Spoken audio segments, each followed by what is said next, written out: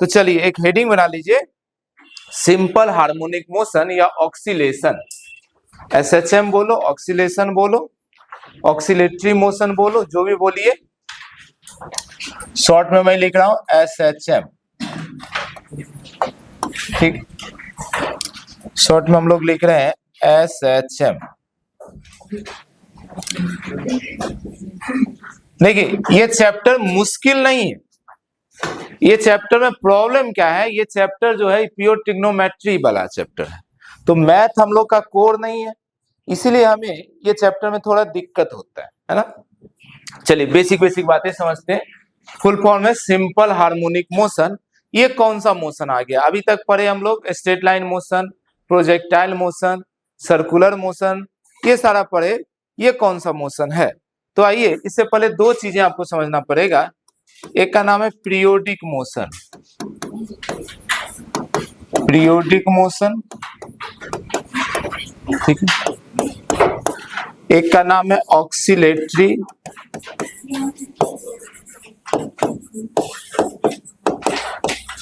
और एक का नाम है harmonic motion.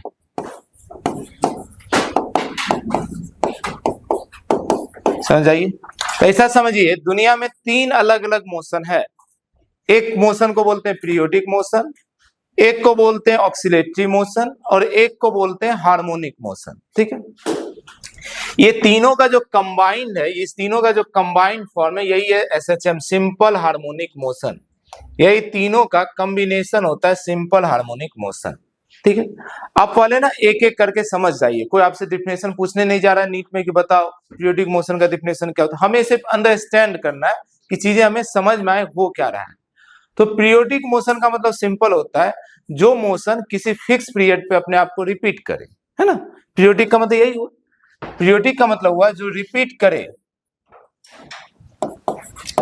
Repeat itself after fixed interval of time, after fixed interval of time। कोई भी चीज एक फिक्स इंटरवल ऑफ टाइम पे अपने आप को रिपीट करेगा टाइम पे। पीरियोडिक हमेशा एक टाइम के लिए होता है, फिक्स इंटरवल ऑफ टाइम पे, तब हम लोग उसको क्या बोल देंगे? Periodic motion. जैसे हर दिन सुबह 9 बजे आपके क्लास में आना कैसा मोशन है? पीरियोडिक। हर 24 घंटे के बाद, आज 9 बजे आए, फिर अगले 9 बजे आएंगे, आज 9 बजे के जस्ट 24 आवर्स बाद फिर आएंगे, और आपका टाइम पीरियड पूछा जाएगा तो है 24 आवर्स, क्योंकि 24 आवर्स के बाद आप उस एक्शन को रिपीट करते हैं। हर 24 आवर्स के बाद आप इस गेट से एंटर करते हैं क्लास के लिए, है ना। बीच में भी एंटर करते हैं, पर एक देखा जाए तो हर 9 बजे आप पहली बार इस क्लास में एंटर करते हैं, तो आपका क्लास में आना एक पीरियोडिक मोशन है ना। और टाइम पीरियड कितना है? 24 आवर्स। जितनी टाइम के बाद कोई रिपीट करेगा वही उसका क्या हो जाएगा? Time period. जैसे दिन का होना, तो दिन मतलब जैसे सनराइज का होना, ये भी एक पीरियोडिक मोशन है। हर 24 आवर्स के बाद सुबह 4:30 में पासीघाट में सनराइज होता है। हर दिन सुबह 4:30 में जागो, देखो सनराइज होगा, है ना। तो ये एक पीरियोडिक मोशन है। कोई भी मोशन, कोई भी चीज, कोई भी फिनोमेनन एक फिक्स इंटरवल ऑफ टाइम के बाद अगर अपने आप को रिपीट करेगा तो उसको क्या बोल देंगे?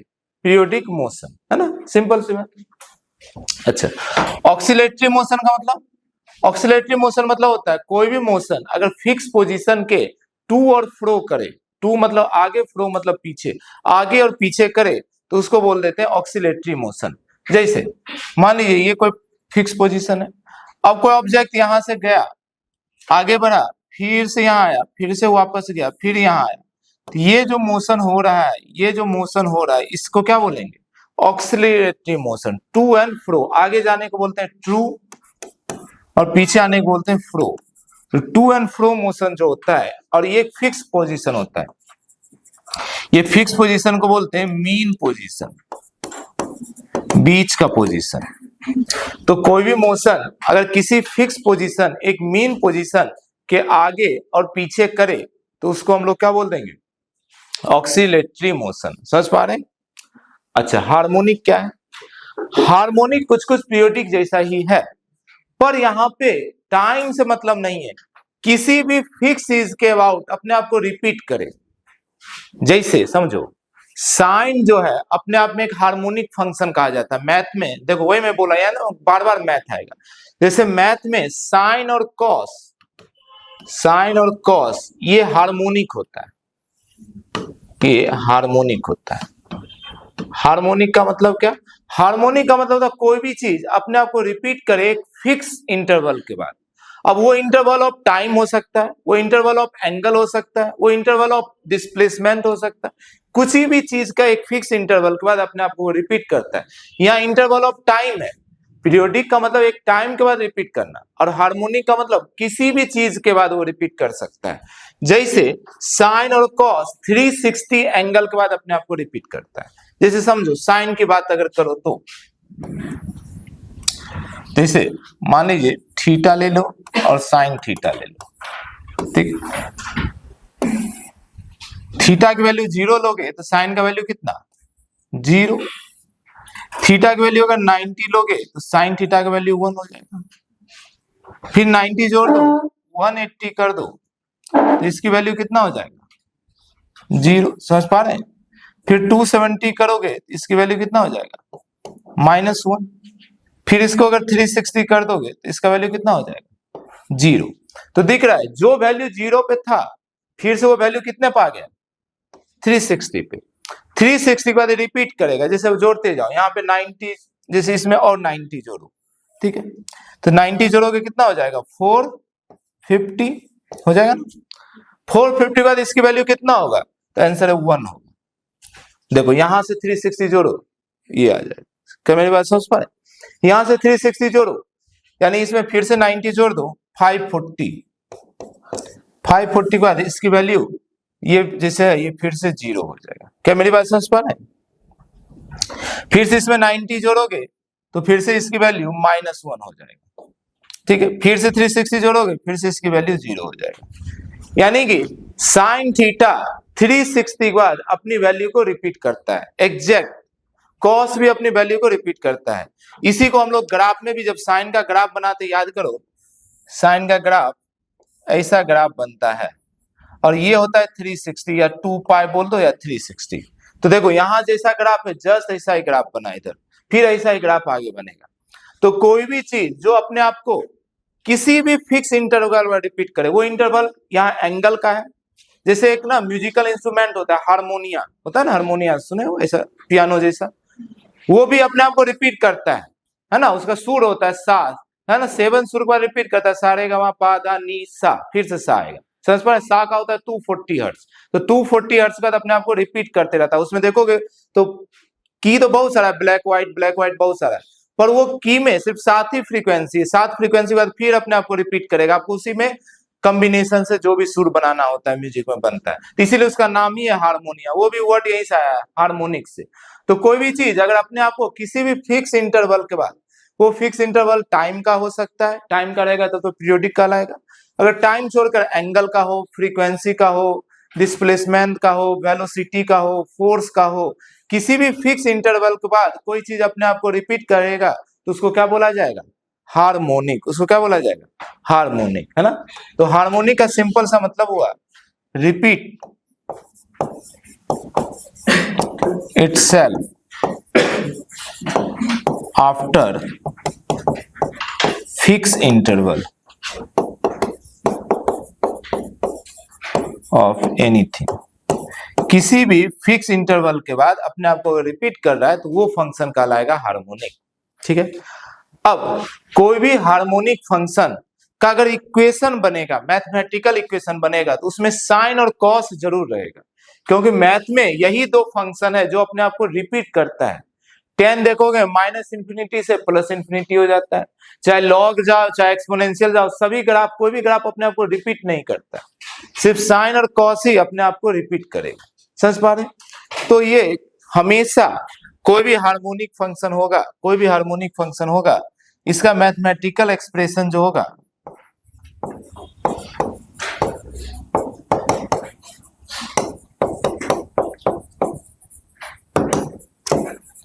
कंटेन साइन और कॉस, इसका मैथमेटिकल एक्सप्रेशन साइन या कॉस जरूर कंटेन करेगा। अच्छा, एक बात और दिमाग में बैठाइए अभी से कि साइन और कॉस एक ही है, अलग नहीं। साइन और कॉस एक ही है। देखो साइन 90 प्लस थीटा क्या हो जाता है, कॉस थीटा। क्या मेरी बात समझ पा रहे हैं? तो दोनों एक ही है, बस थोड़ा ना एंगल का अंतर, फेज का अंतर है। फेज अभी सब समझेंगे, फेज का मतलब अभी समझो। साइन और कॉस कुछ अलग नहीं है, थोड़ा पहले का थोड़ा बाद का है ना। इसी ग्राफ को जैसे ये देखो, ये है साइन का ग्राफ। अगर इसी लाइन को थोड़ा मैं आगे कर दूं, यहां से यहां पे ड्रॉ कर दूं, तो ये ग्राफ किसका हो गया, कॉस का। समझ पा रहे हैं? तो बस इतनी दूर का अंतर है। ये दूर क्या है, ये 90 होता है। समझ पा रहे हैं? तो ये दूर क्या होता है, ये 90 होता है, π/2 90 डिग्री होता है। तो साइन और कॉस के बीच बस 90 का अंतर है, एक एंगल का अंतर है। दोनों चीजें एक ही है, प्रॉपर्टी दोनों में एक ही प्रॉपर्टी है। क्या मेरी बात समझ पा रहे हैं? ठीक है, तो इतनी बातें नोट करें। और इसमें एग्जाम में पूछने जैसा कुछ नहीं, बस आपके अंडरस्टैंडिंग के लिए है। ये तीनों का मतलब, अच्छा एसएचएम क्या होगा, तो एसएचएम ये सारी प्रॉपर्टी मिलेगा। सारी प्रॉपर्टी मतलब एसएचएम के पास टाइम पीरियड होगा, यानी वो एक फिक्स टाइम के बाद अपने आप को रिपीट करेगा। देखो किसी भी फिक्स चीज के रिपीट करता है तो उसको हार्मोनिक बोलते हैं, पर ये तीनों मिलाकर इसीलिए इसको बोलते हैं सिंपल हार्मोनिक मोशन। यानी इसमें रिपीट किसके बाद होगा, एक फिक्स टाइम के बाद। समझ पा रहे हैं? अच्छा फिक्स टाइम के अलावा फिक्स पोजीशन के बाद भी अपने आप को रिपीट करेगा, फिक्स वेलोसिटी के बाद भी अपने आप को रिपीट करेगा। इसमें हर चीज अपने आप को रिपीट करेगा। तो यहाँ पे एक टाइम भी होगा, इसका टाइम पीरियड भी होगा। अच्छा ऑक्सीलेटरी है, यानी इस बार ट्रू और फ्लो भी होगा, एसएचएम टू एंड फ्लो भी होगा। एक फिक्स टाइम के बाद रिपीट भी करेगा, और फिक्स टाइम के अलावा और भी चीजों के अबाउट ये अपने आप को रिपीट करेगा, पोजीशन वगैरह भी इसका रिपीट होगा। क्या मेरी बात समझ पा रहे हैं? तो तीनों का कंबाइंड इफेक्ट आपको दिखेगा एसएचएम, इसीलिए थोड़ा ये टफ होता है। अच्छा चूंकि ये हार्मोनिक भी है, इसीलिए इसके इक्वेशन में हमेशा क्या दिखेगा, साइन और कॉस। मैथमेटिकल इक्वेशन जब भी इसका बनाएंगे इसमें साइन और कॉस जरूर दिखेगा। क्लियर मेरी बातें? चलिए अब एक दो बातें और हमें समझना है। क्या नोट करके लिखिए, जो हाथ से नोट करना लिखना है। एक दो पॉइंट देखिए, ऑक्सीलेटरी मोशन, ये ऑक्सीलेटरी मोशन पीरियोडिक कब हो जाता है?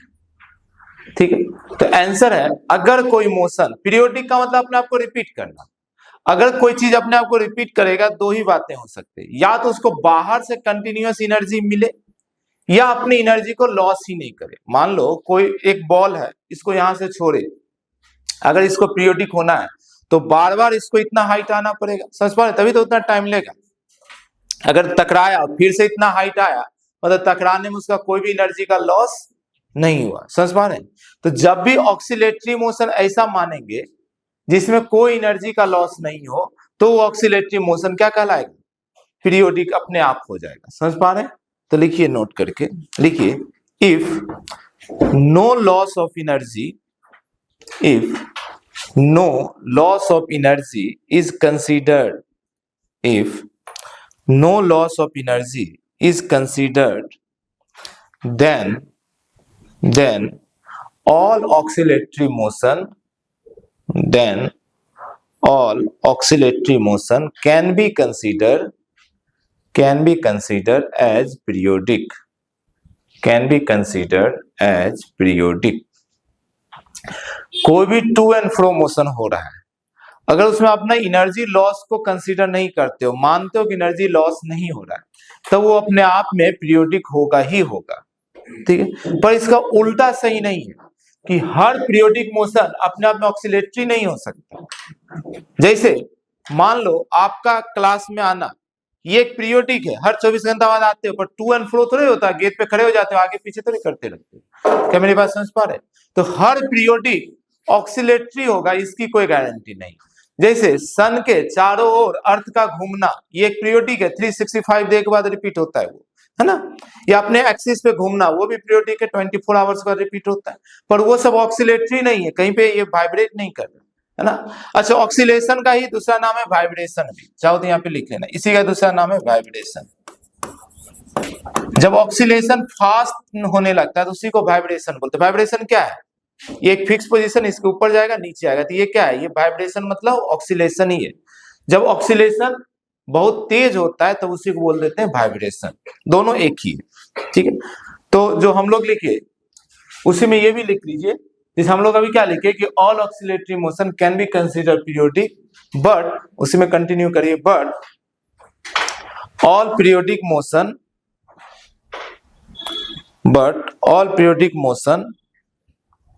are not oscillatory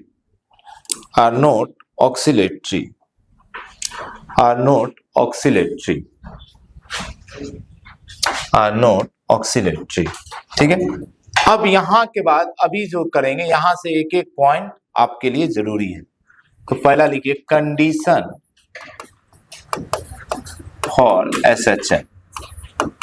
अब ये सब तो थ्योरी वाली बात हो गई, पर कोई यहाँ वीडियो तो रहेगा नहीं क्वेश्चन में, जो क्वेश्चन में देखकर हम पता कर लेगा अच्छा वो आगे पीछे कर रहा है या नहीं कर रहा है। हमारा जो क्वेश्चन बनता है वो न्यूमेरिकल फॉर्म में बनता है, इक्वेशन के फॉर्म में बनता है। अब कोई इक्वेशन देखकर कोई कंडीशन क्या होगा कि ये SHM हो ही रहा है, तो SHM का कंडीशन होता है कि फोर्स हमेशा डायरेक्टली प्रोपोर्शनल होगा माइनस ऑफ डिस्प्लेसमेंट के, और एक्सेलेरेशन डायरेक्टली प्रोपोर्शनल होगा माइनस ऑफ डिस्प्लेसमेंट के। ये तो आगे प्रूफ भी कर देंगे, क्योंकि फोर्स और एक्सेलेरेशन एक ही है, बात समझ पा रहे हैं? एक्सेलेरेशन में मास को मल्टीप्लाई कर दो, क्या बन जाता है? फोर्स। और मास एक कांस्टेंट चीज है, यानी फोर्स और एक्सेलेरेशन एक ही होता है। तो ये रिकॉग्नाइज है, ये पहचान है किसका? SHM का, कि फोर्स जो होता है फोर्स ये डायरेक्टली प्रोपोर्शनल होगा निगेटिव यानी अपोजिट ऑफ डिस्प्लेसमेंट के। इसका मतलब ये भी है कि डायरेक्शन ऑफ फोर्स और डायरेक्शन ऑफ डिस्प्लेसमेंट हमेशा एक दूसरे के अपोजिट रहेगा। यानी समझो ये कैसी कंडीशन है, बॉडी आगे जा रहा है और फोर्स किधर लग रहा है? पीछे। फोर्स उसे पीछे खींच रहा होगा, इसी कारण वो आगे जाकर रुक जाएगा, क्योंकि धीरे धीरे पीछे खींच रहा है, कहीं ना कहीं तो रुकना पड़ेगा, और फिर पीछे आने लगेगा। लेकिन जैसे पीछे आएगा फोर्स अपनी डायरेक्शन बदल लेगा, अब फोर्स आगे लगने लगेगा। ये इधर आना चाहेगा, फोर्स इसको आगे धकेलना चाहेगा, फिर से रोक देगा, समझ पा रहे? फिर इधर जाएगा तो फोर्स इसको इधर खींचने लगेगा। तो ऐसा होने के कारण ही बॉडी आगे पीछे करते रहता है, समझ पा रहे? इसमें हमेशा, इसका मतलब हमेशा यही हुआ कि force and displacement are always opposite in direction. Force और डिस्प्लेसमेंट हमेशा अपोजिट होता है, ऑलवेज अपोजिट इन डायरेक्शन। ये इसका मेन पहचान है, ठीक है। इस प्रोपोर्शनलिटी को हटाएंगे तो एक कांस्टेंट लाएंगे जिसको स्प्रिंग कांस्टेंट या सिंपल भी बोल दो, तो माइनस kx, ठीक है। ये कुछ भी नहीं किए, यहां से हम ना इस प्रोपोर्शनलिटी को हटाए, ठीक है। अच्छा, जब भी ऐसा फोर्स हो जो डिस्प्लेसमेंट का अपोजिट डायरेक्शन रहे तो उस फोर्स को बोल देते हैं रीस्टोरिंग फोर्स, क्योंकि वो ट्राई करता है वापस लाने की। इस फोर्स को कहा जाता है रीस्टोरिंग फोर्स।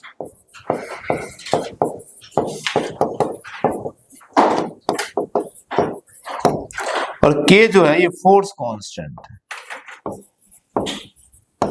अगर स्प्रिंग होगा तो ये स्प्रिंग कांस्टेंट हो जाएगा, तो कभी डरिए मत, ये K वही है। अगर स्प्रिंग फोर्स में रीस्टोरिंग फोर्स का फॉर्मूला होता है Kx, तो K स्प्रिंग कांस्टेंट। तो अगर स्प्रिंग का केस है तो ये फोर्स कांस्टेंट ही स्प्रिंग कांस्टेंट हो जाएगा। चाहो तो यहाँ पे लिख ही दो, यही आपका स्प्रिंग कांस्टेंट भी होगा, कोई डरने वाली बात नहीं, ठीक है। तो रीस्टोरिंग फोर्स का माइनस kx। अच्छा, इस चीज को अगर और विजुलाइज करना है तो यहाँ पर देखिए करते हैं। स्प्रिंग सबसे अच्छी कंडीशन तो स्प्रिंग में भी बनता है, ये मान लो मास है। अच्छा, अब इसका हम लोग यहाँ पे दिखाते हैं टू एंड फ्रो मोशन, ठीक है।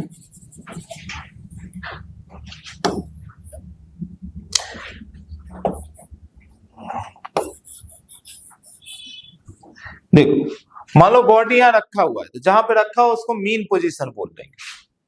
मीन पोजीशन को शॉर्ट में एमपी बोल देंगे। अब ना बॉडी को आगे डिस्प्लेस कर रहे हैं, आगे डिस्प्लेस कर रहे हैं यानी कि एक्स का ये डायरेक्शन है, डिस्प्लेसमेंट का ये डायरेक्शन।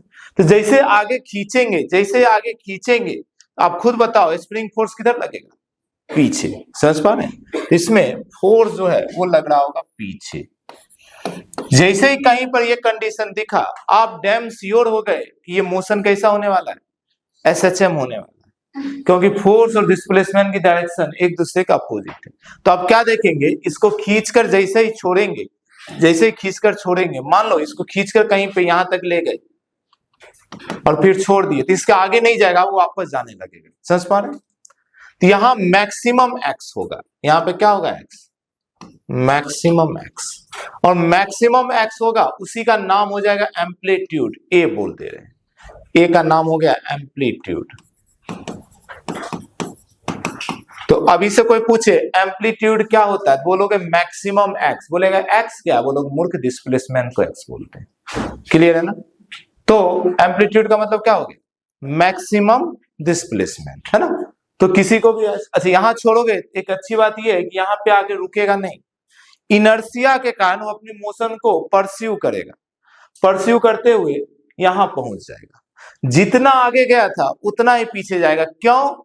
शुरू में मैं बोला हूं, ये ना पीरियोडिक मोशन है एसएचएम, इसमें एनर्जी को क्या माने हैं, लॉस नहीं हुआ एनर्जी। समझ पा रहे? तो एनर्जी लॉस नहीं होगा, तो जितना आगे गया था उतना एनर्जी यहां आने के बाद उसके पास बचेगा, पीछे जाएगा, यानी यहां जितना गया था उतना ही यहाँ पीछे भी आएगा कहीं। समझ पा रहे हैं? और यहाँ पे भी एक्स मैक्सिमम ही रहेगा, तो इसको बोल देंगे माइनस, एक डायरेक्शन को पॉजिटिव लिए तो दूसरे डायरेक्शन को नेगेटिव लेंगे। क्या मेरी बात समझ पा रहे हैं?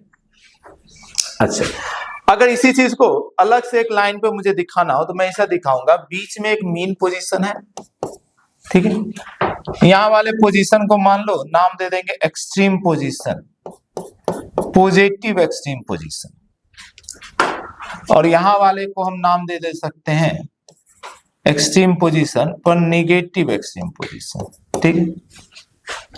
अब ऑब्जेक्ट यहां से ऐसा जाएगा, फिर से वापस आएगा, फिर से यहां आएगा, ऐसा जाएगा, फिर से ऐसा आएगा। क्या मेरी बात समझ पा रहे?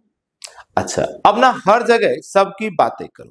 जैसे फोर्स की बात अगर मैं बोलूं तो फोर्स का फॉर्मूला क्या हो गया, के एक्स, जहां पर एक्स की वैल्यू 0 वहां पे फोर्स 0, जहां पर एक्स मैक्सिमम वहां पे फोर्स मैक्सिमम, क्योंकि के तो एक कांस्टेंट है। तो मुझे बताओ मीन पोजीशन पे एक्स का वैल्यू कितना रहेगा, 0, मीन पोजीशन पे एक्स तो 0, तो एक्स 0 तो यहाँ पे फोर्स भी 0, तो मिनिमम फोर्स या 0 फोर्स कहां होता है, मीन पोजीशन पे। समझ पा रहे हैं? एक एक बातें आपको काम पे ध्यान रखना, ठीक है।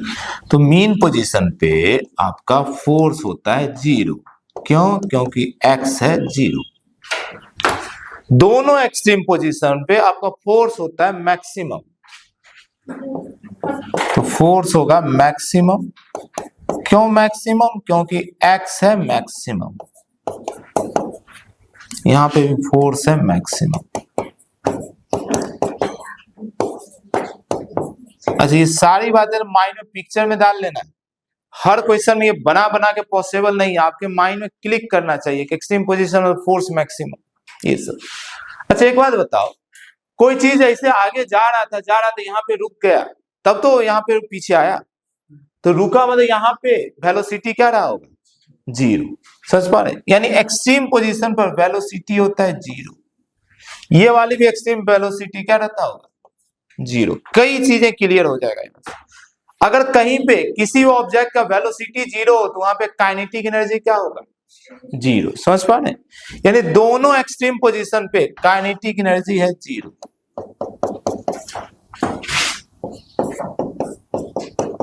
हालांकि एनर्जी का आएंगे, एक्सप्रेशन लेकर आएंगे एनर्जी का, पर चीजों को जितना हो सके एक साथ रखिए तो आपके ध्यान में रहे। एक बात बताओ, दो ही एनर्जी होता है हमारा, जो एनर्जी है उसका दो ही फॉर्म होता है, काइनेटिक और पोटेंशियल। अगर काइनेटिक 0 है कहीं पे तो पोटेंशियल वहां पे क्या होगा, मैक्सिमम। समझ पा रहे हैं? यानी यहां दोनों पे क्या होगा, मैक्सिमम, पोटेंशियल एनर्जी मैक्सिमम होगा। वैल्यू कितना होगा वो तो डेरिवेशन करेंगे तो वहां पे आएगा ही आएगा, पर अभी बस इतना जान लीजिए कि दोनों एक्सट्रीम पोजीशन पर पोटेंशियल एनर्जी हमारा मैक्सिमम होगा और काइनेटिक एनर्जी हमारा 0 होगा। ठीक है, अच्छा ठीक है। बाकी अगर लिखना है तो लिख लीजिए। पोटेंशियल काइनेटिक एनर्जी मैक्सिमम कहाँ होगा, तो मीन पोजीशन पे होता है। ठीक है, यहाँ पर काइनेटिक मैक्सिमम हो जाता है और पोटेंशियल 0 हो जाता है। क्यों पोटेंशियल होता है, हाफ के एक्स स्क्वायर, कुछ याद होगा तो स्प्रिंग का काइनेटिक एनर्जी है ना, तो एक्स 0 तो उसका पोटेंशियल भी 0। ठीक है ना, ओके। अब जरा डायरेक्शन पे आइए बात करते हैं। ठीक है, तो शुरू में मान लो इधर जा रहा है, तो जब इधर जा रहा है तो बताओ एक्स की डायरेक्शन ये है,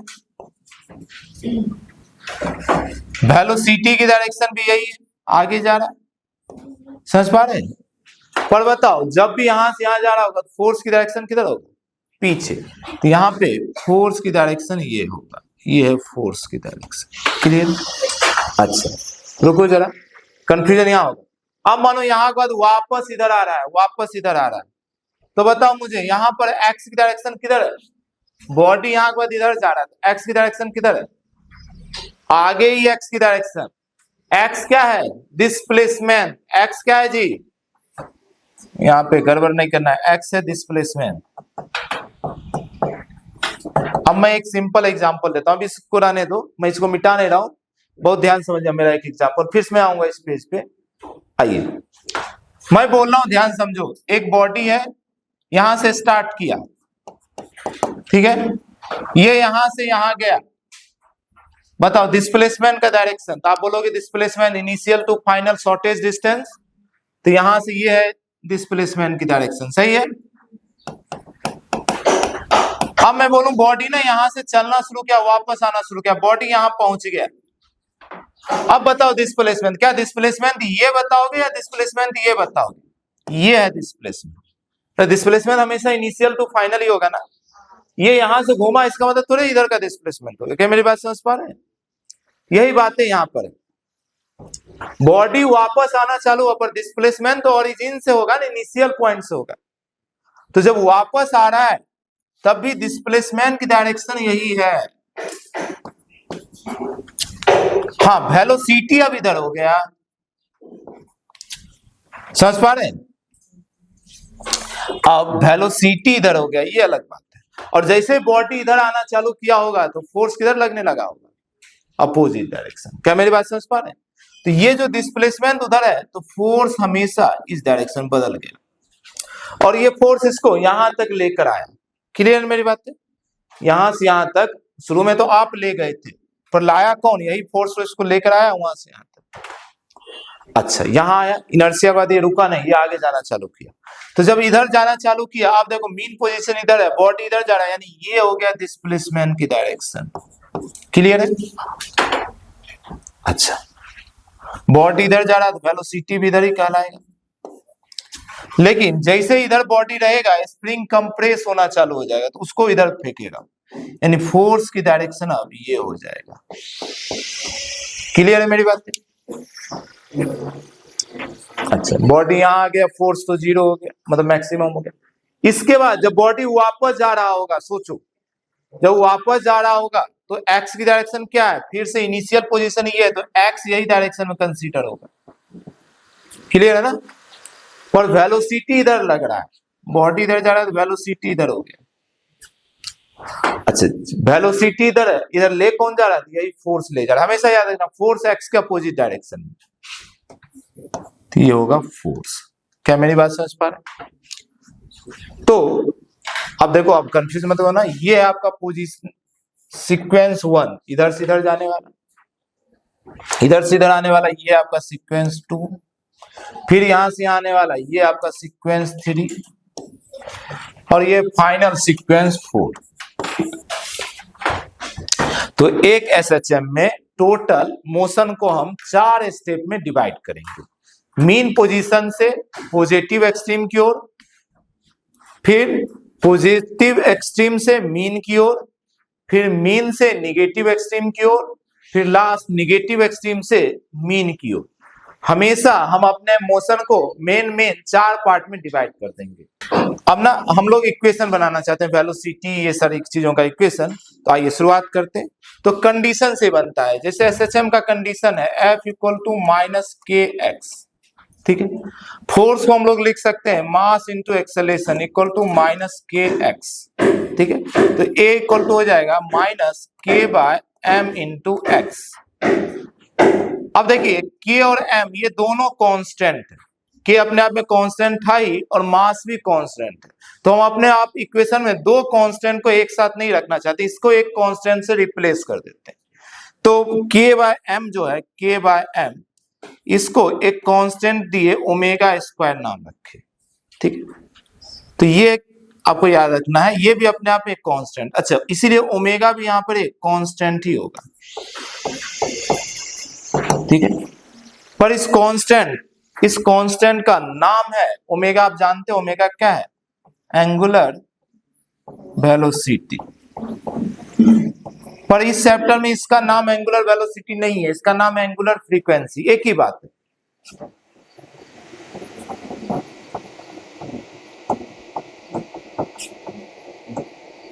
पर है वही ओमेगा, कोई नया ओमेगा नहीं है। बस यहां आपको ध्यान ये रखना है कि एसएचएम के समय एंगुलर वेलोसिटी हमेशा कांस्टेंट रहता है, ठीक है। अच्छा, ओमेगा का अपना फॉर्मूला आप जानते हैं, कुछ भी नहीं होता, 2 पाई बाय टी, समझ पा रहे हैं ना? अच्छा, ये भी जानते हैं 1 बाय टी फ्रीक्वेंसी होता है, इसको ये भी बोल सकते हैं 2 पाई एफ। एफ क्या है? फ्रीक्वेंसी। एफ क्या है? एफ है 1 बाय टी, क्या है ये? फ्रीक्वेंसी, ठीक, ओके। ये याद रखना है, या इसको आप दोनों में से किसी फॉर्मेट में याद रखिए, omega equal to under root K by M, ठीक है। समझ पा रहे? कई बार ये भी जरूरत पड़ेगा, देखो मैं सारा फॉर्मेट लिख रहा हूं, K equal to M omega square. आप किसी भी तरीके से कोई एक याद रख लीजिए, आपको जरूरत पड़ेगा, या तो के का वैल्यू याद रख लीजिए एम ओमेगा स्क्वायर, या ओमेगा का रख लीजिए under root K by M, या फिर के बाय एम ओमेगा स्क्वायर, जैसे भी जो भी कोई एक याद रखिए, जरूरत पड़ेगा बार बार। और यहां से ये बात आपको समझ में आ गया कि एसएचएम का ओमेगा हमेशा कांस्टेंट रहेगा, पर ये ओमेगा कुछ अलग नहीं है वही, ठीक है जी। तो इसको यहां पे ओमेगा डालने से आपका हो जाएगा a equal to minus omega square x. अब याद करो, मैंने शुरू में जो कंडीशन लिखाया था, यहाँ वही है ना, a is directly proportional to minus of x, क्योंकि ओमेगा हमारा क्या है? कांस्टेंट है ना, ये आ गया। पर इक्वेशन क्या होगा? एक्सेलरेशन को लिख सकते हैं डबल डेरिवेटिव ऑफ डिस्प्लेसमेंट। तो ए को हम लोग लिख सकते हैं d square x by d t square, double derivative of displacement acceleration होगा, equal to minus omega square x, ठीक है। इसको लिख सकते हैं d square x by d t square plus omega square x equal to 0। ये होता है डिफरेंशियल इक्वेशन ऑफ एसएचएम, यही है हमारा डिफरेंशियल इक्वेशन,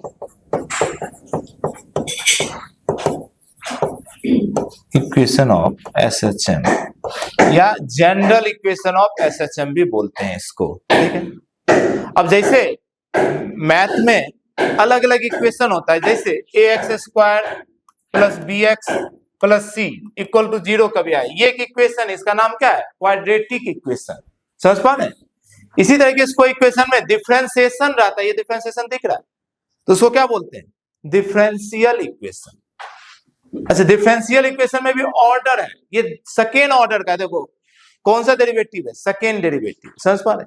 अब ये मैथ वाले से सॉल्व नहीं होता, हम लोग से क्या ही सॉल्व होगा, बात समझ पा रहे? बहुत ही टफ होता है, ठीक है।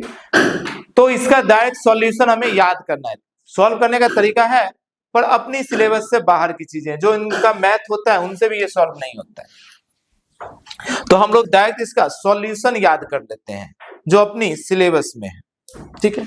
तो इसका डायरेक्ट सॉल्यूशन, इसका जो सॉल्यूशन होगा, यानी इसको जब सॉल्व करेंगे इस इक्वेशन को, तो जो हमारा वैल्यू आएगा वो आएगा x equal to a sine omega T plus 5, जहां पर x जो है ये हमारा डिस्प्लेसमेंट है, a एम्पलीट्यूड है, ओमेगा हमारा यही angular velocity, t time period. क्या मेरी बात समझ पा रहे? यहाँ पे x आपका वही है डिस्प्लेसमेंट, a है एम्पलीट्यूड, और एम्पलीट्यूड क्या होता है? मैक्सिमम डिस्प्लेसमेंट होता है। ठीक है जी। अच्छा, ओमेगा के बारे में तो बगल में इंफॉर्मेशन ही देखो, ये स्मॉल टी टाइम पीरियड नहीं है, ये किसी इंस्टेंट का टाइम है। जिस इंस्टेंट का एक्स पूछेगा, एक्स कोई कांस्टेंट नहीं है। मान लो आपसे बोला कि बताओ टाइम की वैल्यू 5 सेकेंड पे बॉडी का डिस्प्लेसमेंट कितना हुआ, तो टी का वैल्यू 5 सेकेंड रखो।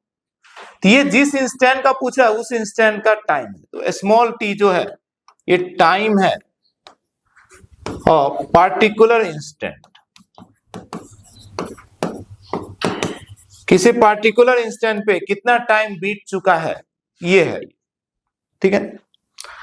अच्छा, अब एक जो फाई है बहुत ध्यान से देखिए, फाई जो है इसको बोलते हैं इनिशियल फेज। अभी समझेंगे फेज वेज क्या होता है, अभी समझेंगे। इसको बोलते हैं इनिशियल फेज, और इसको सिंपल बोलेंगे phase at T equal to 0। शुरुआत में फेज कितना था? फेज का मतलब क्या हुआ? तो सिंपल भाषा में समझो, फेज का मतलब एंगल। हालांकि फेज का मतलब एंगल नहीं होगा, है ना, पर ये एंगल जो है किसी भी ट्रिगोनोमेट्री में जो एंगल है ये फेज को ही दिखाता है। तो फाई ना एक एंगल ही है, फेज। अच्छा, बाकी मैंने आपको क्या बताया, फेज का मतलब आप एंगल समझ सकते हो, फेज का मतलब कुछ भी नहीं, एंगल समझ सकते हैं। तो अगर इस इक्वेशन में देखो, इस इक्वेशन में एंगल कौन है? एंगल मतलब क्या? साइन थीटा, थीटा की जगह जो वो एंगल, तो यहां पर थीटा की जगह कौन है? Omega T plus 5। ये पूरे को फेज बोलेंगे, ये पूरे को फेज बोलेंगे। इसमें से 5 हो गया शुरुआत का एंगल और ये है पूरा एंगल। ठीक है, तो पूरा जो है ओमेगा टी प्लस 5 ये अपने आप में फुल एंगल है या पूरा फेज।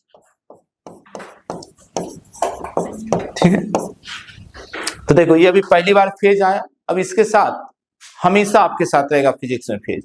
इस चैप्टर में रहेगा, वेव चैप्टर में रहेगा, वेव ऑप्टिक्स में रहेगा, बार बार ये आएगा फेज। तो फेज का मतलब सिंपल मतलब समझना चाहते हो तो एक बात समझ लो, एंगल, एंगल का मतलब फेज हो गया। ठीक है, अब एंगल और फेज में एग्जैक्ट क्या अंतर है वो थोड़ी देर बाद आपको समझ में आ जाएगा, पर अभी समझिए फेज।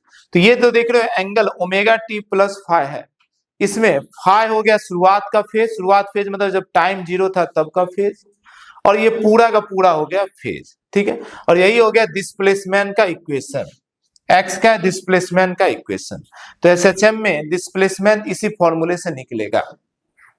जैसे वहां पर डिस्प्लेसमेंट का था 1D में s equal to UT plus half AT square, 1D 2D के समय एक डिस्प्लेसमेंट का इक्वेशन था। इसी तरीके से एसएचएम के लिए हमारे पास एक इक्वेशन बना, पहला फॉर्मूला बना डिस्प्लेसमेंट का, a sine omega T plus 5। Clear है ना? ठीक है, देखिए आपका तो लिखा हुआ, मैं फिर से लिख रहा हूं सामने डिफरेंशिएट करने के लिए। x मिला है हमारा a sine omega T plus 5। अब मुझे निकालना वेलोसिटी। ठीक है, तो वेलोसिटी हम जानते हैं होता है dx बाय dt, तो इसको डिफरेंशिएट करेंगे। तो जब इसको डिफरेंशिएट करोगे तो a कांस्टेंट है, a ही रह जाएगा, साइन का क्या हो जाएगा? cos omega T plus 5।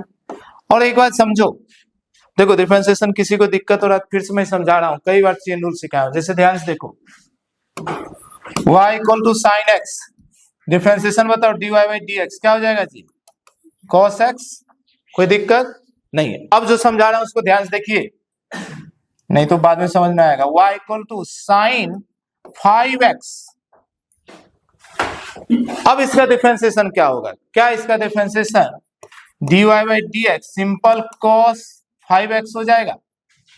Answer नहीं, cos 5x तो रहेगा पर इनटू फिर से करना पड़ेगा क्या, 5x का डिफरेंशिएशन, और 5x का डिफरेंशिएशन क्या होगा 5। क्या मेरी बात समझ पा रहे हैं? इसको बोलते हैं चेन रूल, आपको सिखाया मैंने। सेम इसी तरीके से देखो, साइन ओमेगा टी प्लस 5 का तो कॉस ओमेगा टी प्लस 5 हो गया, पर इतने का फिर से करोगे, क्या मेरी बात समझ पा रहे हैं? तो ओमेगा टी का ओमेगा हो जाएगा क्योंकि ओमेगा कांस्टेंट, और प्लस 5 कांस्टेंट होगा, इनिशियल फेज उसका 0 हो जाएगा। तो ये पूरा करोगे तो वेलोसिटी आ जाएगा a omega cos omega T plus 5। ठीक है, ये हो गया वेलोसिटी। ठीक है, अच्छा अब क्या है, एसएचएम में प्रॉब्लम क्या होता है, एक ही चीज को कई फॉर्मेट में हम लोग लिखते हैं। ठीक है, कई फॉर्मेट में कैसे लिखते हैं, ध्यान से देखिए। देखो, sign square x plus cos square X क्या होगा 1, तो कभी भी हम लोग लिख सकते हैं cos square x equal to 1 minus sine square X. तो cos x को आप लिख सकते हो under root 1 minus sine square X. क्या मेरी बात समझ पाए? तो इसको एक और फॉर्मेट में लिखते हैं, तो v इक्वल टू हो जाएगा, देखिए a ओमेगा, इसको लिखेंगे under root 1 minus sine square, और x की जगह ये पूरा 1 minus sine square omega T plus 5। इस फॉर्मेट में भी हम लोग लिख सकते हैं। क्यों, मतलब ऐसा साइन के फॉर्मेट में रखना है तो अच्छा, इसको अगर x के फॉर्मेट में बनाना है, ठीक है, x के फॉर्मेट में भी हम लोग बना सकते हैं। ठीक है, चलिए ठीक है, इसको x के फॉर्मेट में बनाते हैं। जरा कैसे बनाओगे x के फॉर्मेट में, देखो a को अंदर भेज दो जरा, v इक्वल टू ओमेगा को बाहर आने दो, इसको अंदर भेज दो, ये हो जाएगा a minus sorry a square. देखो स्क्वायर रहता है तो रूट के बाहर आता है, खत्म हो जाता है, बाहर वाला अंदर जाएगा, स्क्वायर लेकर आएगा, ये a स्क्वायर माइनस इसमें भी दोगे a square sine square omega T plus 5। Hello, अब ये पूरे को देखो, ये पूरे को देखो, ये क्या दिख रहा है, x दिख रहा है ना, a स्क्वायर साइन स्क्वायर मतलब x स्क्वायर, इस पूरे को क्या लिख सकते हैं x स्क्वायर।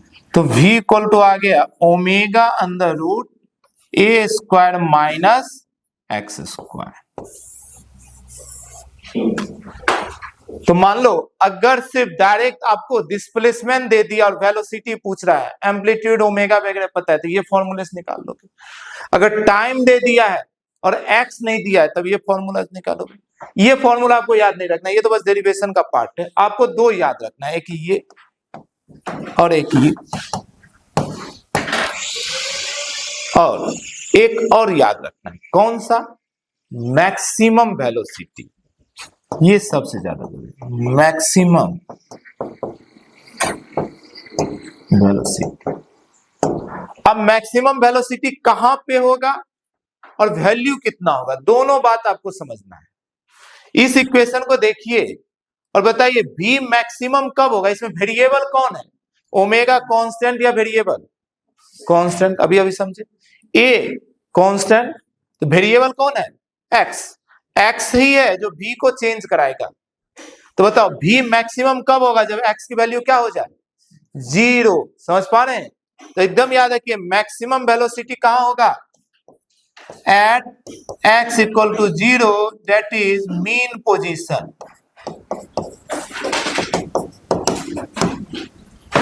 समझ पा रहे हैं?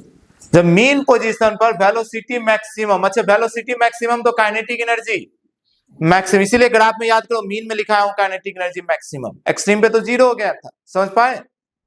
इसीलिए यहां पर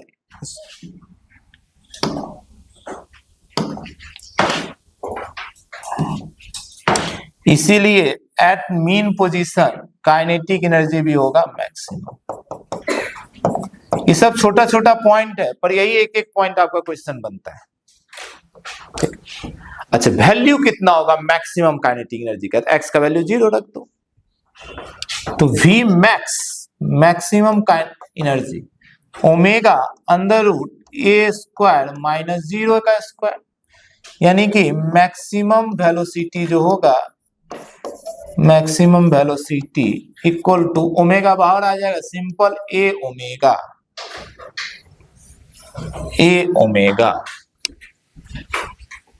अच्छा, कई बुक में प्लस माइनस ए ओमेगा भी लिखा रहता है, ये भी सही है। इधर देखो दो एक्सट्रीम पोजीशन है ना, पॉजिटिव और निगेटिव। पॉजिटिव लोगे तो प्लस ए ओमेगा, निगेटिव लोगे तो माइनस ए ओमेगा। समझ पा रहे हैं? इसको इस फॉर्म में भी लिख सकते हो, प्लस ए ओमेगा और minus a omega. Plus minus तो सिर्फ डायरेक्शन दे रहा है कि एक पॉजिटिव में है एक नेगेटिव में। क्लियर? तो इतनी बातें आपको समझ में आया कि एसएचएम में सिंपल हार्मोनिक मोशन में डिस्प्लेसमेंट कैसे निकालेंगे।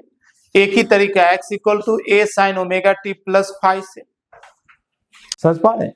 अगर मैक्सिमम वर्ड दिखा तब फिर ये नहीं सोचेंगे ये या ये, तब ये निकालेंगे। ठीक है? या कभी दे दिया कि एसएचएम पार्टिकल परफॉर्म कर रहा है, उसकी मैक्सिमम वेलोसिटी 5 मीटर पर सेकेंड है, तो उसको 5 मीटर पर सेकेंड का वैल्यू को ए ओमेगा से इक्वेट कर दोगे। ए दिया रहेगा तो ओमेगा निकल जाएगा, ओमेगा दिया रहेगा तो ए निकल जाएगा। अब इसको एक बार और डिफरेंशिएट कर दोगे तो क्या मिल जाएगा? एक्सेलेरेशन मिल जाएगा। तो आइए एक्सेलेरेशन बनाते हैं। ठीक है, इसका एक्सेलेरेशन बनाते हैं। ठीक, दोनों तरीके से एक्सेलेरेशन बना दो या यहीं से बना देते हैं एक्सेलेरेशन। ठीक है जी, तो आ जाइए एक्सेलेरेशन बनाओ। यहां पर मैं मिटा रहा हूं, यहीं पे बना रहा हूं मैं एक्सेलेरेशन। आप अच्छे से लिखिए, नहीं तो रुक जाओ। v equal to a omega cos omega T plus 5, ये आपका हो गया एक्सप्रेशन। ठीक है, अब आपको निकालना है एक्सेलरेशन। ठीक है जी, आइए एक्सेलरेशन निकालेंगे। A equal to d v by D x. ठीक है, करो इसको एक्स से। हालांकि देखो डिफरेंशिएशन हम एक्सेलरेशन निकाले वही आंसर आएगा, माइनस ओमेगा स्क्वायर एक्स। तो एक्स के फॉर्म में इसको डिफरेंशिएट करो, तो ए ओमेगा ये तो कांस्टेंट है ना। अच्छा, कॉस का क्या हो जाएगा जी?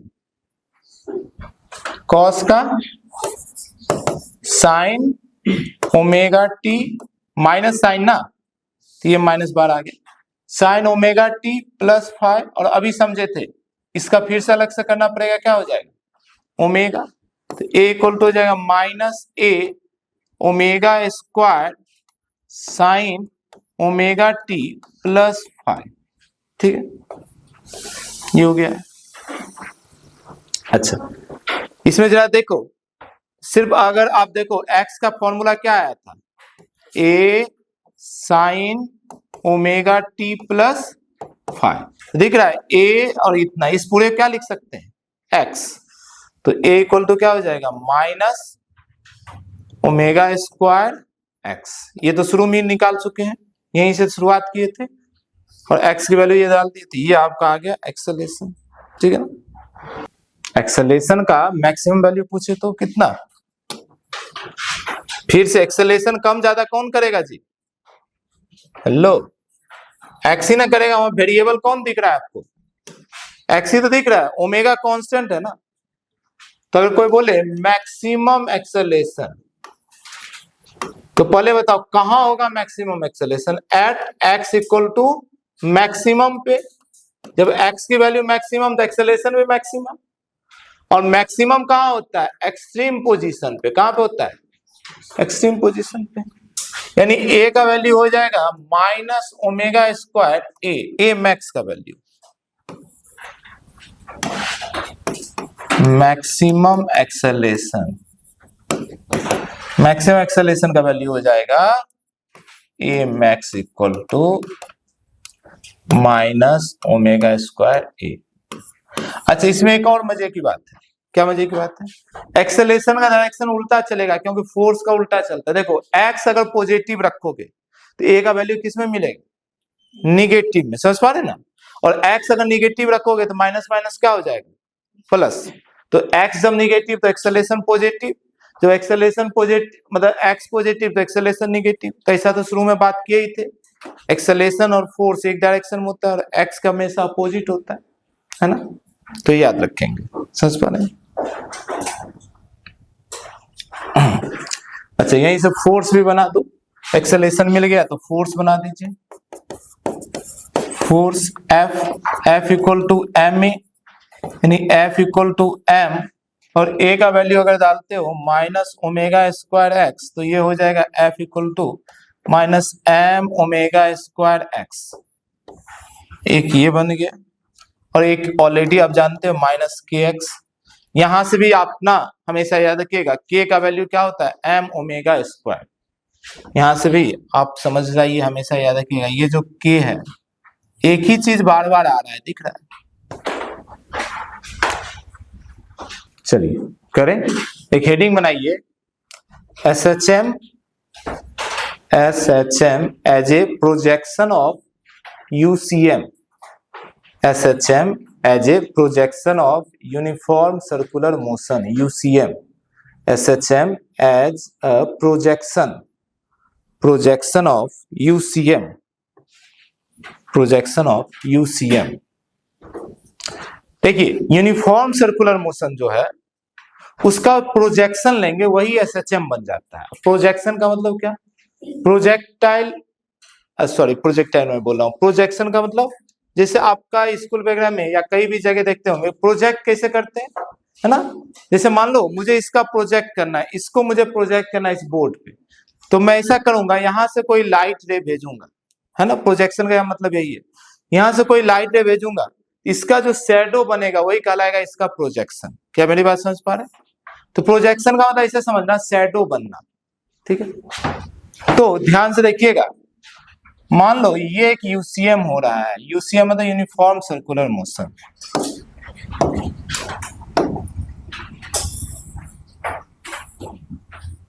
ठीक है, ये इसका सेंटर है।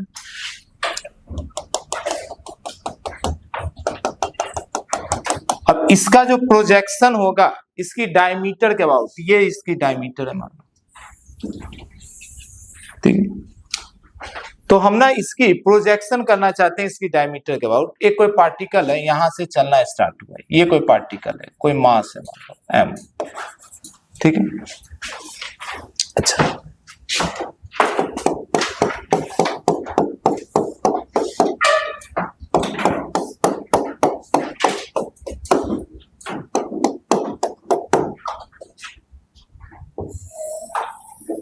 ठीक है, अब बहुत ध्यान से आपको ऐसा सोचना है, ऊपर से लाइट आ रहा है, आपको ऐसा सोचना है कि ऊपर से लाइट आ रहा है, तो ये जो पार्टिकल बनाए हैं, इस पार्टिकल का शैडो कहां पे बनेगा, ये आपको सोचना है, आपको खुद जवाब देना है ना। ये पार्टिकल यहाँ पे इस लाइन पर, ये लाइन कहाँ है, इसकी डायमीटर है, और मैं इसको अलग से दिखाया, ठीक है। तो अब बताओ इसका शैडो कहां पे बनेगा, बीच में यहाँ पे। क्या मेरी बात समझ पा रहे हैं? तो ये पार्टिकल यहाँ है, यहां से मान लो स्टार्ट हुआ है, तो इसका ऊपर से लाइट जब पड़ेगा तो इसका शैडो कहाँ आएगा, इसी जस्ट नीचे। क्या मेरी बात समझ पा रहे हैं? तो ये यहाँ पे इसका शैडो बन गया, ठीक है। अच्छा ये पार्टिकल मान लो ऐसा मूव करना चालू किया किसी ओमेगा एंगुलर वेलोसिटी से, ये यूसीएम हो रहा है, ऐसा घूम रहा है, ठीक है ना। ये मान लो यहाँ कहीं गया होगा, जब ये यहाँ कहीं होगा तो इसका शैडो कहाँ बनेगा जी, इसका शैडो बनेगा यहाँ पे। क्या मेरी बात समझ पाए? ये जब यहाँ पे पहुंचेगा, ये जब यहाँ पे पहुंचेगा तो इसका शैडो कहाँ बनेगा, यहाँ पे। हेलो, क्या मेरी बात समझ पा रहे हैं? तो ये जब पार्टिकल ऐसा सर्कुलर मोशन में चल रहा होगा, कोई सर्कुलर मोशन को नहीं देख रहा है, सिर्फ उसकी शैडो को देख रहा है, तो शैडो उसको कैसा जाता हुआ दिखेगा, आगे, एक स्ट्रेट लाइन मोशन में सीधा आगे। क्या मेरी बात समझ पा रहे हैं? अच्छा इसका जब ये नीचे जा रहा होगा, मान लो ये यहाँ के बाद यहाँ पहुंच गया कहीं, ये तो ऐसा घूम रहा है, ये तो ऐसा घूम रहा है किसी ओमेगा एंगुलर वेलोसिटी से। यूसीएम इसलिए बोले क्योंकि हमारा ओमेगा कैसा है, कांस्टेंट। ये बताओ ये पार्टिकल जब यहाँ है तो इसका शैडो कहाँ दिखेगा, इसके नीचे यहाँ, क्या मेरी बात समझ पा रहे हैं? इधर जाता हुआ, ये मानो यहाँ पे है तो शैडो यहाँ पे दिखेगा, ये जब यहाँ पे है तो शैडो, अच्छा ये जब यहाँ पे पहुंचेगा, ये जब यहाँ पहुंचेगा फिर से ये कहाँ चला जाएगा, यहाँ पे, क्या मेरी बात समझ पा रहे हैं? फिर जब ये यहाँ पहुंचेगा मान लो तो इसका शैडो आपको यहाँ दिखेगा, ये जब यहाँ पहुंचेगा तो इसका शैडो यहाँ दिखेगा, क्या मेरी बात समझ पा रहे हैं? फिर ये जब यहाँ पहुंचेगा तो इसका शैडो यहाँ कहीं दिखेगा, और ये जब वापस यहाँ पहुंचेगा तो फिर से यहाँ आ जाएगा, क्या मेरी बात समझ पाए? तो सोचो कोई पार्टिकल यूसीएम में ऐसा गोल गोल घूमे, और अगर उसका तुम शैडो, उसका शैडो को तुम ध्यान से देखो तो शैडो कैसा दिखेगा? SHM, simple harmonic motion. ये मीन पोजीशन हो जाएगा, आगे जाएगा, यहाँ आएगा, यहाँ आएगा, क्या मेरी बात समझ पा रहे हैं? कहीं पे कोई दिक्कत? अच्छा, अब आइए फेज और एंगल के बीच का अब अंतर समझ में आएगा। फेज और एंगल के बीच का अंतर क्या है? दोनों एक ही है पर एक होकर भी थोड़ा अंतर क्या है? अब आ जाओ एंगल का, ठीक है। ये इसका स्टार्टिंग पोजीशन मान लो ये इसका पोजीशन वेक्टर, ठीक है ना, ये इसका स्टार्टिंग है, तो अभी पोजीशन वेक्टर कोई भी एंगल नहीं चला है, 0 एंगल है, क्या मेरी बात समझ पा रहे हैं? यहां शुरू किया ना, तो इसको हम लोग मान लेते हैं 0 एंगल, 0 डिग्री या 0 एंगल, ठीक है। तो मीन पोजीशन, इसका शैडो यहां बना, मीन पोजीशन, यहां एंगल कितना लेंगे? 0। अब बताओ जब यहां से यहां घूम गया तो ये एंगल कितना चल रहा है? एंगुलर डिस्प्लेसमेंट कितना हो गया? 90 डिग्री, समझ पा रहे हैं? 90 को क्या बोल देंगे? π/2, क्या मेरी बात समझ पा रहे हैं? यानी कि यहां पे जब पहुंचा पार्टिकल तो इसका एंगल कितना बोल सकते हैं? π/2, समझ पा रहे हैं? तो देखो जब सर्कुलर मोशन होता है तो वहां पर एंगल वर्ड यूज करना जस्टिफाई लगता है, क्यों बोलते हैं? अच्छा देखो इतना एंगुलर डिस्प्लेसमेंट हुआ, पर कोई अगर स्ट्रेट लाइन में चल रहा है, अब यहां पर एंगल वर्ड बोलना वो हो जाता है, स्ट्रेट लाइन में एंगल कैसे आया, इसीलिए यहाँ पर वर्ड क्या यूज करते हैं? फेज। चीज वही है, समझ पा रहे हैं? ये एक तरीके से पोजीशन बता रहा है, ये पार्टिकल यहाँ पर है यानी कि 90 डिग्री ट्रेवल किया, और ये 40 यहाँ पे पहुंचा, इसका मतलब भी 90 डिग्री ट्रेवल किया, क्या मेरी बात समझ पा रहे हैं? अच्छा, अब बहुत ध्यान समझिए फेज और एंगल में अंतर। जैसे यहां पे जब पार्टिकल पहुंचा तो उसका एंगल कितना हो गया? एंगुलर डिस्प्लेसमेंट कितना? 180 क्या बोलेंगे? पाई। 180 क्या बोलेंगे? पाई। तो यहां तो हम बोल देंगे पाई। अच्छा, इसका यहीं पर है, फिर से देखो एक ही पोजीशन पे तो पहुंचा, तो इसीलिए दोनों अंतर भी है, क्योंकि देखो सर्कुलर मोशन में तो ये दो अलग पोजीशन है, 0 डिग्री अलग पोजीशन है, पाई अलग पोजीशन है, पर जब उसका SHM बनाते हैं तो एक ही पोजीशन मिलता है दोनों के लिए, समझ पा रहे हैं? पर दोनों में अंतर क्या है? अंतर यह है कि अगर तुम 0 डिग्री बोलोगे इसका मतलब पार्टिकल राइट डायरेक्शन में जा रहा है, और तुम जब अगर पाई एंगल बोलोगे तो इसका मतलब किधर जाने वाला है? लेफ्ट में जाने वाला है, इसके बाद इधर जाने वाला है। तो फेज ना दो चीज बताता है, क्या क्या बताता है? फेज पोजीशन भी बताता है और डायरेक्शन भी बताता है, लेकिन एंगल सिर्फ पोजीशन बताता है, क्या मेरी बात समझ पा रहे हैं? जैसे आप एक बात बताओ, कोई आपसे बोल दे कि एक पार्टिकल SHM कर रहा है जिसका फेज 0 डिग्री है, इसका मतलब उसका पोजीशन क्या है? Mean position. उसका पोजीशन कौन है? मीन। नाम मैं लिख दे रहा हूं, आप ऐसा देख क्यों रहे थे भाई? ये मीन पोजीशन पता है, इसका नाम क्या है जी? एक्सट्रीम पोजीशन राइट या पॉजिटिव, इसका नाम है एक्सट्रीम पोजीशन निगेटिव या लेफ्ट। अब मैं आपसे बोलूं कि कोई पार्टिकल है जिसका फेज 0 है, इसका मतलब उसकी पोजीशन मीन पोजीशन, उसका पोजीशन कहां है? मीन। और वो किधर जा रहा है? पॉजिटिव एक्सट्रीम की ओर। क्लियर है ना? अगर मैं बोलूं कोई पार्टिकल है जिसका फेज पाई है, इसका मतलब अभी भी उसका पोजीशन क्या है? मीन ही, पर उसका डायरेक्शन किधर है? निगेटिव की ओर। क्या मेरी बात समझ पा रहे हैं? इसीलिए फेज एंगल से अलग है, एंगल सिर्फ पोजीशन देगा, पर फेज जो है ना ये दोनों चीजें बता देता है, कहां पे पार्टिकल है और कौन सी डायरेक्शन जा रहा है। और जब हम लोग सर्कुलर मोशन डिस्कस करते हैं तो वहां पर तो एंगल यूज करते हैं, एंगुलर बोलो या एंगुलर डिस्प्लेसमेंट बोलो, एंगुलर डिस्प्लेसमेंट।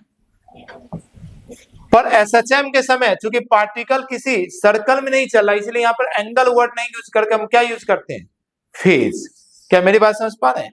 पर दोनों का मतलब एक ही है, हमें उससे पोजीशन और डायरेक्शन पता चलता है। आ जाइए फिर से, मानो पार्टिकल यहां पहुंच गया, बता सकते हो कितना डिस्प्लेसमेंट हुआ है इसका, एंगुलर डिस्प्लेसमेंट 270। क्या मेरी बात समझ पा रहे हैं?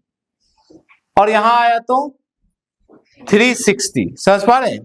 360 मतलब फिर से क्या हो गया, 2 पाई, फिर से क्या हो गया 2 पाई। तो 2 पाई पे अपने आप को क्या कर दिया है, रिपीट कर दिया। क्या मेरी बात समझ पा रहे हैं? इसको बनाइए, ये बहुत काम की चीज है, ये आपको समझ में आना चाहिए, है ना। इसको लिख दो 3 पाई बाई 2 यहाँ पे।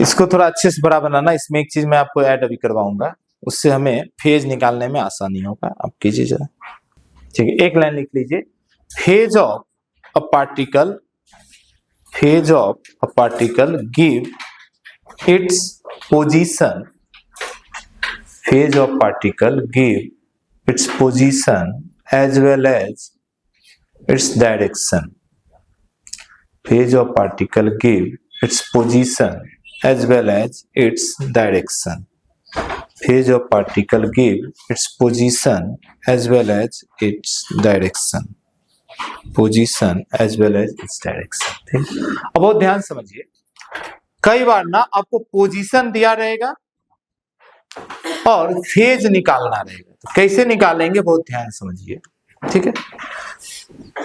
तो अभी मैं ये डायग्राम रहने देता हूं, अभी आपको यहां पर एक और डायग्राम इसी का दिखाता हूं। देखो, relation between position and phase, इस टॉपिक पे भी क्वेश्चन आया है अपने एग्जाम में, बहुत ध्यान समझेंगे कि किसी भी, जैसे आपको बोल दे, मैं आपको बोल लूं कि एक पार्टिकल है जिसकी पोजीशन है x इक्वल टू ए, मैं क्या बोल रहा हूं, उसकी position x equal to plus a. अब बता सकते हो उसकी फेज कितना है, x इक्वल टू ए मतलब पार्टिकल कहां पे है, प्लस ए का मतलब यहां पे। तो आप बता सकते हो ना उसका इनिशियल फेज या फेज कितना है, 5/2। यहाँ का एंगल कितना है, 5/2। क्या मेरी बात समझ पा रहे हैं? तो अगर यहाँ का पूछे तब तो आप देख कर बता सकते हो, पर मानो यहाँ बीच में कहीं है, यहाँ कहीं है, यहाँ कहीं है, यहाँ कहीं है, तो कैसे निकालो? तो उसके लिए फिर से ऐसा डायग्राम हमारे माइंड में फिट होना चाहिए, नहीं तो गलती होगा। तो आइए वही कर रहे हैं हम लोग कि किसी भी पोजीशन पता हो तो एंगल कैसे निकाल लेंगे, और एंगल पता हो तो एक्स का वैल्यू कैसे निकालेंगे, ठीक है। तो बहुत ध्यान समझिए, देखिए मैं यही डायग्राम को फिर से बना रहा हूं यहाँ पे, ठीक है। ये देखो, ये है 0, ये है π/2, 0 के बाद इधर क्या है ना, π/2 के बाद किधर आया, इधर आया, और कहां पहुंच गया, पाई पे, ठीक है ना। पाई के बाद फिर से इधर ही चला और फाइनल यहां पहुंचा कितना, 3π/2 पे, और 3π/2 के बाद ये एक्सट्रीम पोजीशन है, इसके बाद इधर चला और कहां पहुंच गया, 2 पाई पे। कहीं पे कोई दिक्कत नहीं? तो बहुत ध्यान से समझिए, अगर यहां से यहां तक, जैसे बहुत ध्यान समझो, देखो अब पार्टिकल यहां पे है, बहुत ध्यान समझो, और पार्टिकल यहां पर है, 2 पॉइंट देखो जरा ध्यान से। अगर यहां पर है, यहां पे, दोनों का प्रोजेक्शन तो एक ही पॉइंट पर आएगा यहीं पे, पर दोनों का एंगल सेम होगा क्या, नहीं, पर दोनों में x का वैल्यू तो सेम मिलेगा, दोनों का x यही रहेगा ना, डिस्प्लेसमेंट। एसएचएम में डिस्प्लेसमेंट हमेशा मीन पोजीशन से मेजर होगा, तो दोनों केस में x का वैल्यू सेम रहेगा। पर थीटा तो अलग अलग रहेगा। ये थीटा कुछ इतना है और ये थीटा कुछ इतना है। क्या मेरी बात समझ पा रहे हैं? तो दोनों में अंतर कैसे निकालेंगे, बहुत ध्यान से समझिए। जब शुरू से 90 डिग्री तक में जितना थीटा है उतना ही रहेगा, ये जितना घुमा है उतना ही रहेगा, ठीक है। तो यहाँ पे जितना थीटा है उतना ही रहेगा, कहीं पे कोई दिक्कत। पर जब भी यहां निकालेंगे ना तो हम क्या करेंगे, 180 में थीटा माइनस कर देंगे।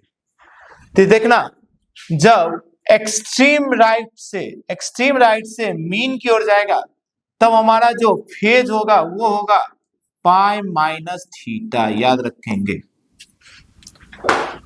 और मीन से जब इधर आएगा तब हमारा फेज हो जाएगा पाई प्लस थीटा,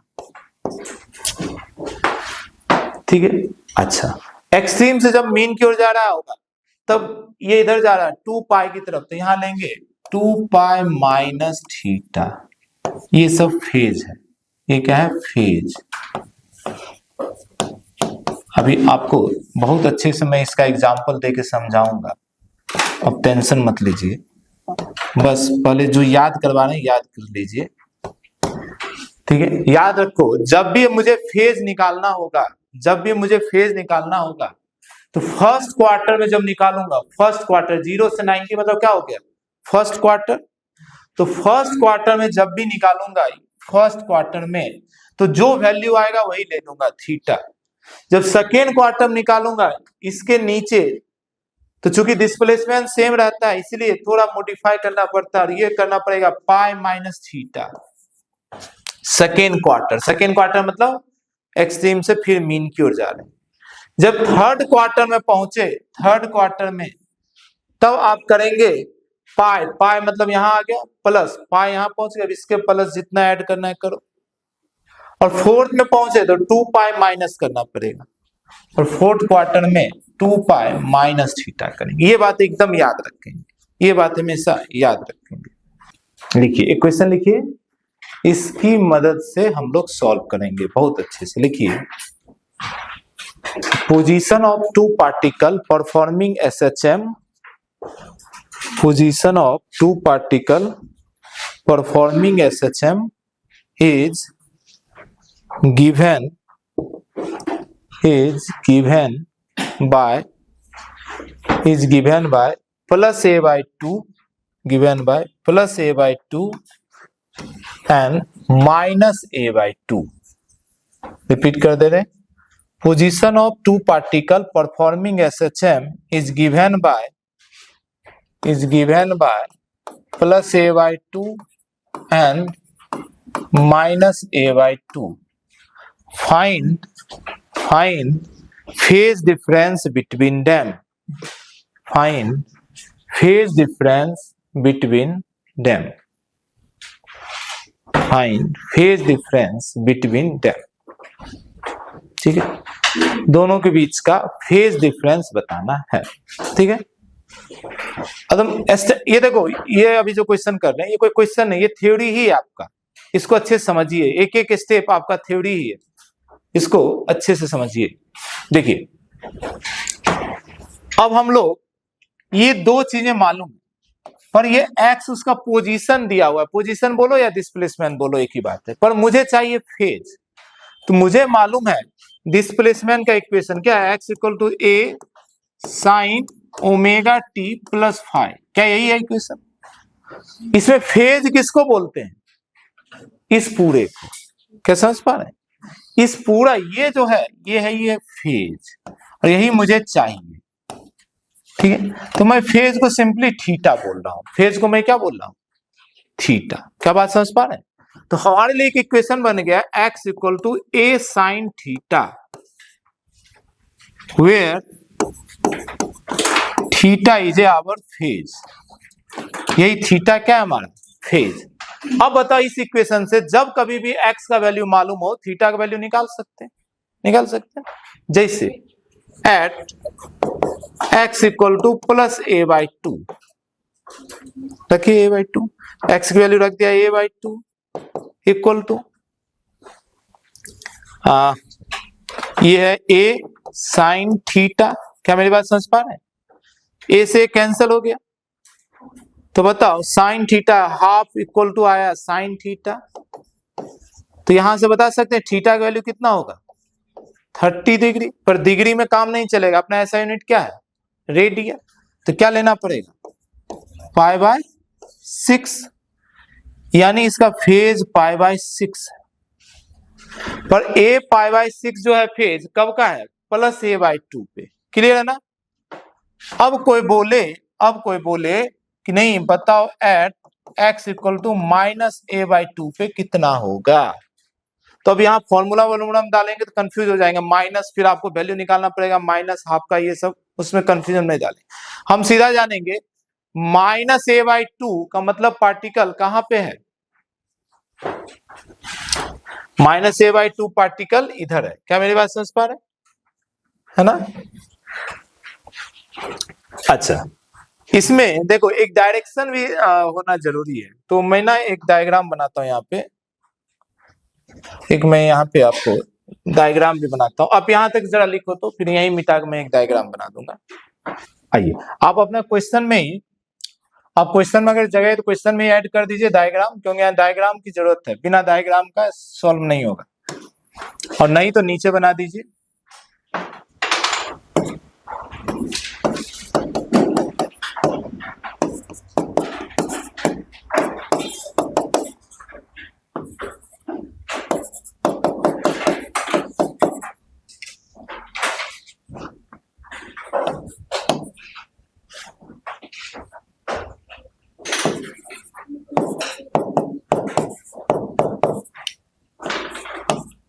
अब बहुत ध्यान से देखिए, मैंने क्यों बोला डायग्राम जरूरी है, x इक्वल टू a/2 का मतलब पोजीशन ये है, ठीक है, पर ये पोजीशन पे पार्टिकल दो बार आ सकता है, एक बार जब मीन से एक्सट्रीम की ओर जा रहा हो और दूसरा एक्सट्रीम से मीन की ओर जा रहा, दोनों बार एंगल अलग होगा, क्या मेरी बात समझ पा रहे हैं। सर्कुलर मोशन में याद करो ये दो बार कब कब आएगा, ये आपका एक्सट्रीम है यहाँ पर, तो यहाँ पे दो बार ना आएगा, एक बार यहाँ पे भी और एक बार यहाँ पे भी, तो इसीलिए सिर्फ ये इंफॉर्मेशन देने से कि पोजीशन है x का a/2 हम उसकी फेज नहीं बता सकते, नहीं तो हमें दो आंसर देना पड़ेगा, तो इसीलिए उसको डायरेक्शन भी देना पड़ेगा, पोजीशन यहाँ है पर उसकी डायरेक्शन किधर, इधर है या इधर है, समझ पा रहे हैं। इसलिए मैंने आपको अब डायग्राम दिया, क्वेश्चन का ये पार्ट मानो कि a/2 दिया हुआ है, डायरेक्शन दिया हुआ कि एक्सट्रीम पोजीशन की तरफ जा रहा है, और जब -a/2 है तो डायरेक्शन दे रहा है कि कहां जा रहा है मीन की तरफ, क्या मेरी बात समझ पा रहे हैं। अब हम सही डायरेक्शन दे सकते हैं, आइए तो हम जानते हैं ये जो मैंने सिखाया था कि जब पहला क्वार्टर में हो, यानी पहली बार जब मीन पोजीशन की तरफ जा रहा है तो जो एंगल आता है वही रह जाता है फेज, समझ पा रहे हैं, तो पहले का फेज तो यही है, पर जब वो फोर्थ फेज में है ना, फोर्थ क्वार्टर हो गया ना ये, तब उस समय हमारा आंसर क्या होगा 2π - थीटा। अच्छा थीटा का वैल्यू अभी फिर से इतना ही निकालेंगे, फिर से हम लोग निकालेंगे x इक्वल टू इसी तरीके से a sin थीटा, और x की वैल्यू फिर से हम देखो मैग्नीट्यूड ले लेंगे, हम डायरेक्शन तो यहीं से हम क्लियर कर चुके हैं, तो x की वैल्यू यही लेंगे, सिर्फ magnitude a/2 equal to a sin theta, तो सेम वैल्यू है तो सेम में आ जाएगा, थीटा की वैल्यू π/6, पर अब जो हमारा फेज होगा वो फेज हो जाएगा 2π - थीटा, यहां यानी 2π - π/6, समझ पा रहे हैं, तो इसकी वैल्यू कर दो, देखो 6 एलसीएम ले लिया, हो गया 12π - π यानी 11π/6, ठीक है 11π/6, और यहां पर फेज यही हो गया थीटा ही हो गया, इसमें भी लिख दो phase equal to theta equal to π/6, ठीक है। तो फेज डिफरेंस जहां तक बात है, फेज डिफरेंस का आप इसके नीचे लिखना, मेरी जगह नहीं है मैं यहां बना दे रहा हूं, ध्यान समझिए, फेज डिफरेंस हो गया आपका, दोनों में अंतर कर दो 11π/6 - π/6, ठीक है, 6 11 पाई माइनस पाई यानी कि 10 पाई बाय 6 यानी 5 पाई बाय 3। ठीक है ना, इस तरीके से इसको सॉल्व कर देंगे। 5 पाई बाय 3 का मतलब, अच्छा एक बार देखो 5 पाई बाय 3 देखोगे ना डिग्री में कितना होगा, देखो डिग्री में देखोगे 5 इंटू पाई बाय 3 कितना 60 है ना, तो 60 डिग्री इक्वल टू क्या हो गया 300 डिग्री। अब आंसर जो दिया हुआ है वो दिया हुआ है 60 डिग्री। अब बता सकते हो क्यों आंसर दिया 60 डिग्री।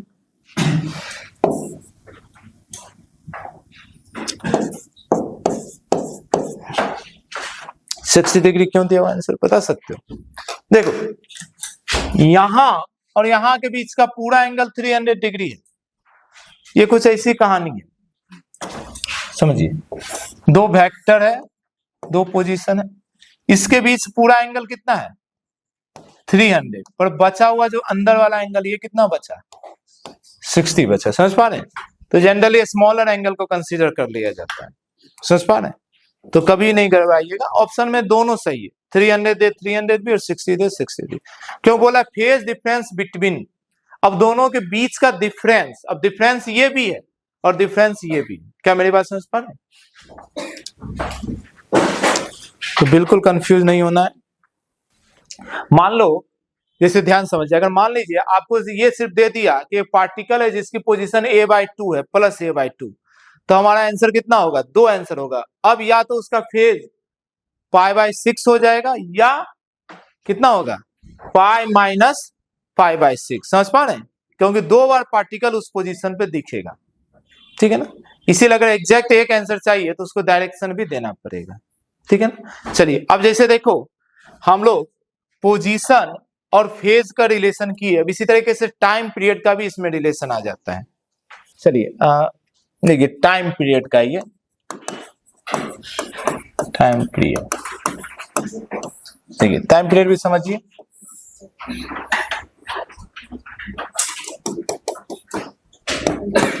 चलिए हमें पता है पार्टिकल को यहां से स्टार्ट करवाए हैं, तो यहां पर t का वैल्यू क्या होगा 0। अच्छा यहां से जब घूम के पार्टिकल यहां से घूमकर पूरा यहां आ गया तो हम क्या बोलेंगे एक टाइम पीरियड हो गया। क्या मेरी बात समझ पा रहे हैं, तो यहीं पर टाइम का एक और होगा t का वैल्यू कैपिटल T मतलब टाइम पीरियड, एक टाइम पीरियड जो हो गया। क्लियर है ना। अच्छा इसी का तो ये बना है नीचे, तो मैं ये बना रहा हूं नीचे। अब आपको हर जगह का टाइम पीरियड भी आपको निकालना है, कैसे निकालेंगे ध्यान समझिए।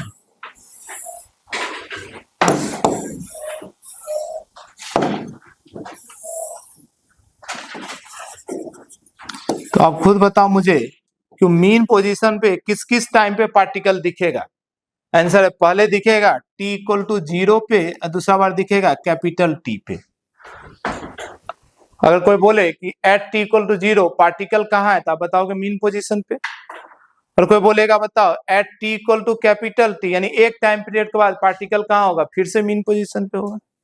ठीक, अच्छा इसी तरीके से ध्यान देखो, अगर ये पूरा t लग रहा है तो आधा दूर जाने में कितना लगा होगा t/2। क्या मेरी बात समझ पा रहे हैं, यानी t/2 टाइम पे पार्टिकल कहाँ रहा होगा, फिर से मीन पे ही रहा होगा, इसका यहीं पे दिख रहा है। क्या मेरी बात समझ पा रहे हैं, तो और अच्छे से मुझे अगर दिखाना हो